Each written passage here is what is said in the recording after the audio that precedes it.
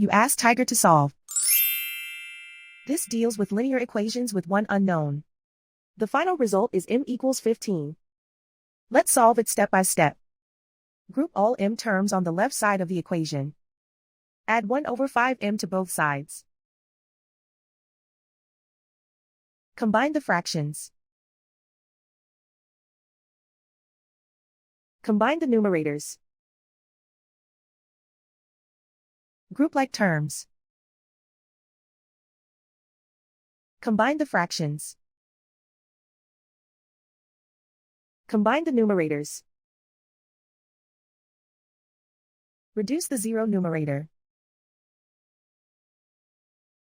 Simplify the arithmetic. Isolate the m. Multiply both sides by inverse fraction 5 over 4. Group like terms.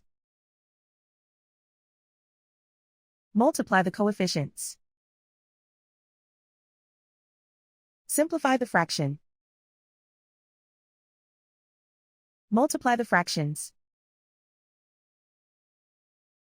Simplify the arithmetic. And so the final result is m equals 15.